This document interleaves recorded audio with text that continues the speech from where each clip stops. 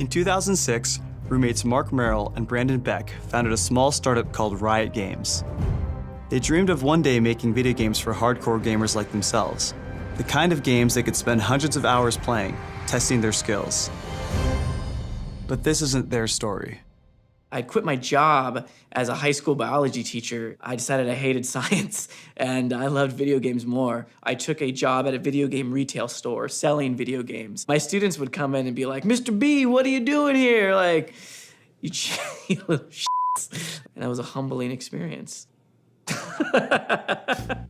My name is Paul Beleza, and I was the first intern at Riot Games. Hi, my name is Jeff Jew, and I was Riot's second intern.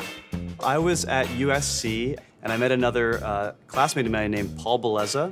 One day in late summer, I saw a job pop up for a startup in Santa Monica. Paul shows up and he says, "Hey Jeff, I found this internship on Craigslist for this place called Riot Games." I sent in my resume, my information, and a day later I got an email from a guy named Marc Merrill, and he said he wanted to talk to me.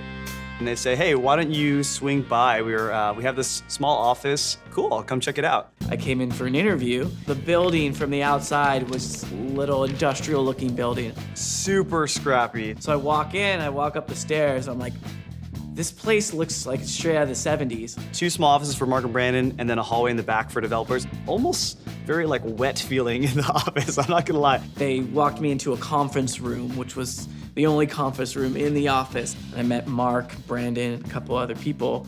Marc and Brandon were playing a ton of games, and my interview with them was mostly just talking about like StarCraft and Dota and games like that. Both Marc and Brandon were harping on that need to just make games for people like us. Riot Games was really clear and embodied in the name of the company from day one. The idea they had in their heads were gamers like holding up their joysticks and their keyboards and writing for better games. They're like, "Do you want to be an intern?" And I was like, "Yes, finally, like I'm in, like I'm gonna get an internship in the game industry." I became the first intern at Riot at that moment. So when I got the job, the position was quality assurance, the idea that you come in and play the game and help them figure out how to make it better.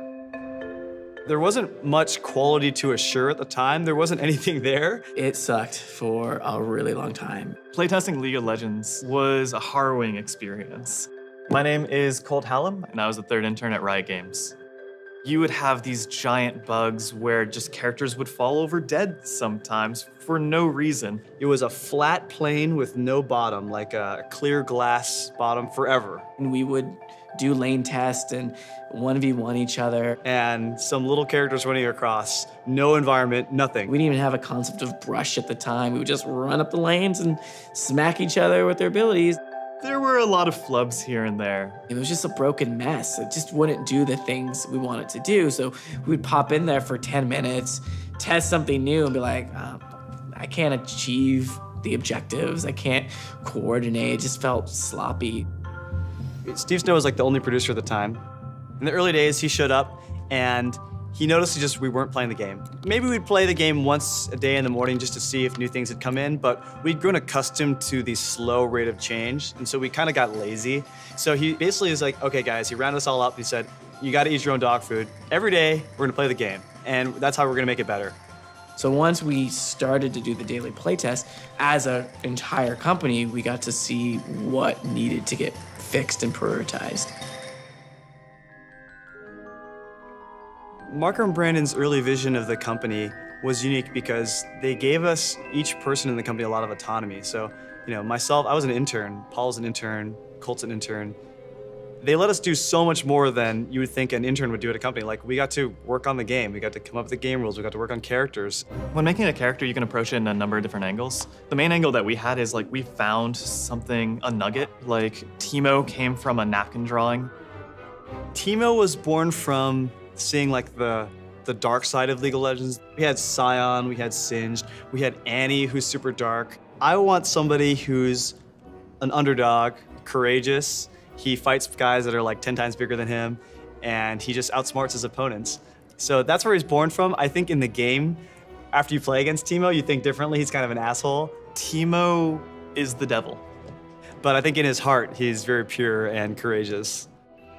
It was really fun to be able to come up with those characters. And we eventually ended up being able to characterize the style we wanted to be in as basically pop fantasy, which is archetypes you know from fantasy, twisted in a way that brought them to life kind of in the modern day.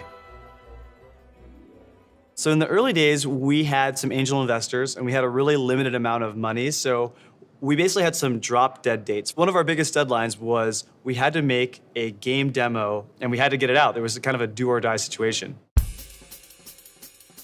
We actually found out at different points in time that if we didn't hit the E3 deadline, our company might go under. If we didn't hit those targets and we didn't receive that funding, there would be no Riot Games. The studio would have to fold. So there was definitely a sense of gotta keep going. So at the time, we had to go from making something from nothing into a full game product. It's everything from getting art in the game, and that's just concept art, 3D art, animation, particle effects. You need to have like the environment art, you need concept art for that. You need to place it, come up with design for each of these characters. What about the menus? You have to do the GUI design and the front end design. What software license program? What type of servers do we use? How do you build a server? What's going to be located? Should we build a store? How do we build a network? Like, just imagine making a game like from scratch, and I'm like, man, what are we doing here? Like, how are we gonna get this done? I don't know what I'm doing. Does anybody else know what they're doing? We spent about 2 weeks cutting a demo video. Zoom in of like the map and some of the characters, put together this sizzle reel, trying to get some music in there. Like, I remember we agonized over the music choice and the pacing of the video and just trying to find the right music. And when we did, it just clicked.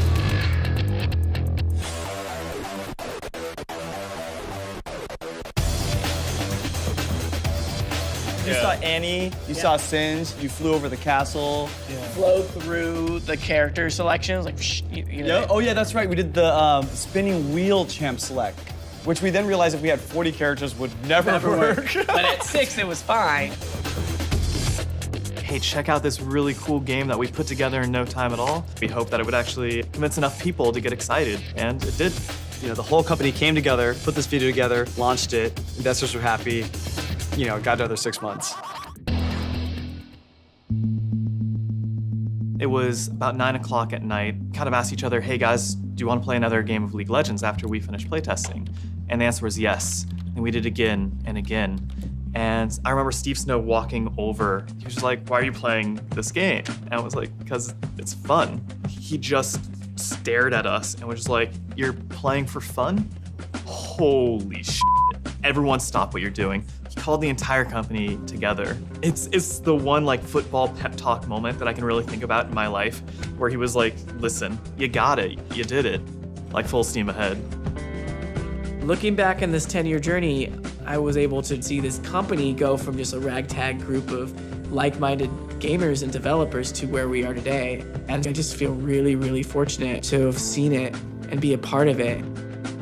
The idea that we got to make a game that we play, that like our friends and families enjoyed, that we enjoyed, that is carried out throughout Riot's history, making games for players by gamers.